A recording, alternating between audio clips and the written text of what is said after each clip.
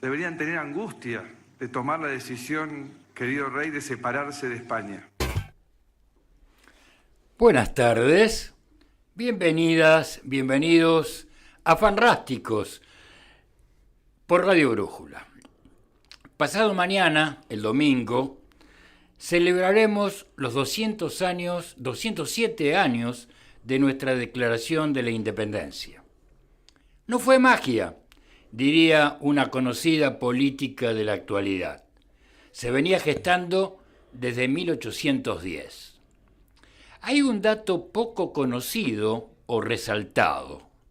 Los dos grandes impulsores de ese Congreso fueron Belgrano y San Martín, a quienes recordamos, sobre todo, a uno como el creador de nuestra enseña patria y al otro como el gran libertador. La vida es nada si la libertad se pierde, decía Belgrano. Seamos libres, que lo demás no importa nada, decía San Martín. Para comprender el momento, debemos recordar que en Europa, Napoleón, que gobernaba todo el continente, había tomado a España y destronado a Fernando VII. Esa fue la punta para que se produjera la Revolución de Mayo. Sin rey no hay súbditos. Pero 2 años después, Napoleón es derrotado en la batalla de Waterloo, Fernando es repuesto en el trono y prepara una ofensiva de 20.000 hombres para recuperar sus colonias en América. ¿Cuál era la parte de la colonia más aguerrida? Buenos Aires, la única en todo el continente. Entonces, Belgrano y San Martín aconsejan que se tome Montevideo, que era el puerto donde se juntaba la flota. Artigas ocupó la banda oriental y España tuvo que desviar el curso de sus naves poniendo proa hacia Venezuela. Detuvieron a Bolívar, que se exilió, y de allí fueron bajando al sur.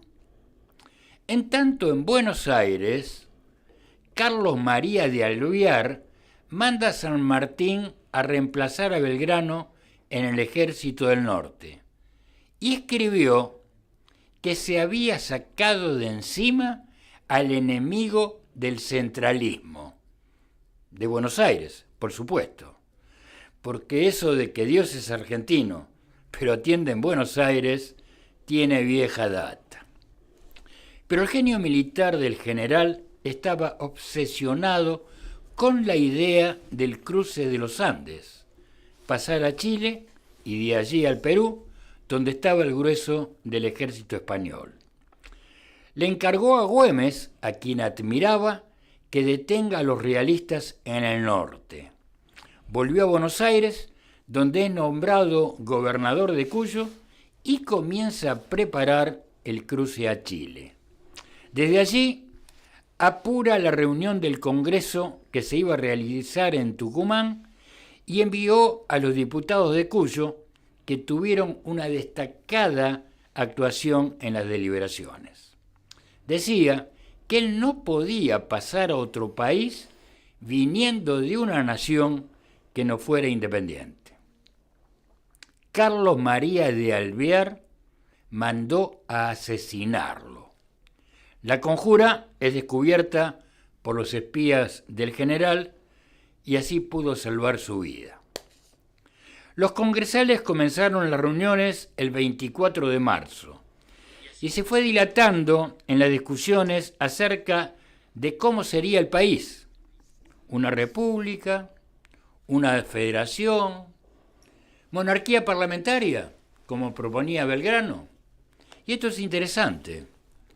Belgrano proponía al hermano de Tupac Amaru. Mientras tanto, San Martín, que estaba comunicado permanentemente, tuvo que prorrogar el cruce para el próximo año, por cuestiones del clima, no podía ser en invierno. Seguía insistiendo en que apuraran las resoluciones. Cuando ya lo tenían, le enviaron una copia del acta de la independencia y el general tuvo que hacer una corrección. El texto decía: libres de España, Fernando VII y sus sucesores. La corrección que mandó San Martín y que finalmente quedó en el acta de declaración de independencia dice: libres de toda dominación extranjera. Y el 9 de julio de 1816, por fin, las Provincias Unidas declararon su independencia. Argentina sería llamada recién en 1862. Mientras tanto, Carlos María de Alvear le envió una carta a Lord Strangford, el embajador inglés que se hallaba en Río de Janeiro, pidiéndole que aceptara a nuestra nación como un protectorado inglés. Esa carta fue interceptada por Belgrano, que tenía sus espías en Brasil. Alvear, al verse descubierto, huyó a Brasil y se llevó consigo todos los secretos militares del Estado, entre ellos dónde estaban los arsenales, el asiento de las distintas guarniciones y sobre todo los planes del general San Martín. Una de las calles más coquetas de Buenos Aires, en Recoleta, lleva su nombre, Carlos María de Alvear. El monumento que tiene en la Plaza Francia fue el más caro de la ciudad. Y hasta 1950, cuando Perón le cambió el nombre, la Avenida del Libertador se llamaba Alvear. En Mendoza, el departamento San Martín linda con el departamento Alvear y del otro lado el departamento Rivadavia, el padre de la deuda externa, el que acusó al general de corrupto. La grieta entre el kirchnerismo y Cambiemos, no me hagan reír. A 207 años de nuestra independencia, dos moleos en la nación siguen pugnando. Un ejemplo. ¿Recuerdan los festejos por los 200 años de la Revolución de Mayo, el Bicentenario, organizado en el gobierno de Cristina Kirchner? Según un estudio de la UBA, 4 millones de personas se movilizaron en la jornada del cierre y más de 6 millones en los 5 días que duró el evento. Una auténtica fiesta popular. En 2016, Mauricio Macri organizó la celebración del Bicentenario de la Independencia en Tucumán. El invitado estrella fue el rey de España. Había más gendarmes que público. En un corralito súper custodiado se reunieron unas 200 personas que se aprestaron junto a toda la nación a escuchar el discurso del presidente. Ya escuchamos en el inicio del programa lo que dijo.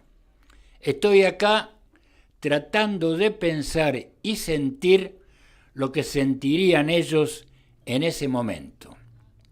Claramente deberían tener angustia de tomar la decisión, querido rey, de separarse de España.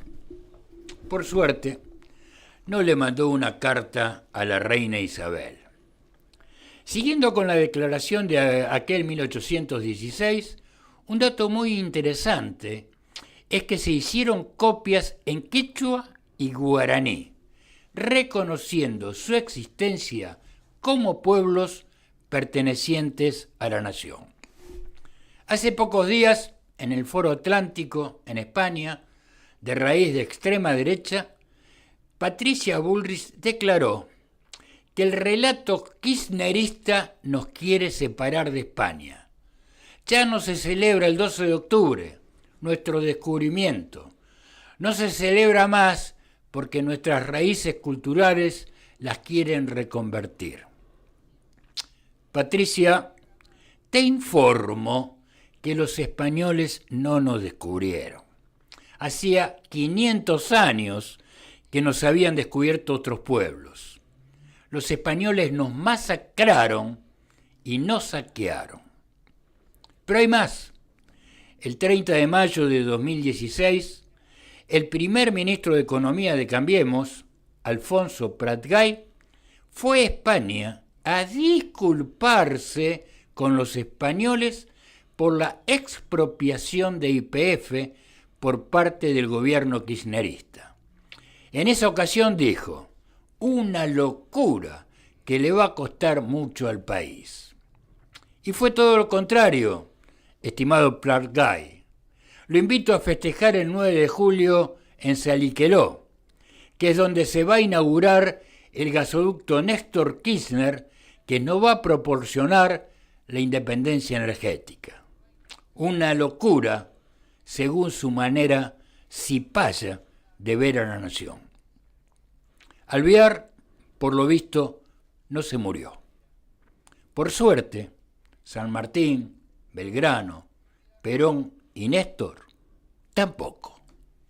Para el domingo, feliz Día de la Patria.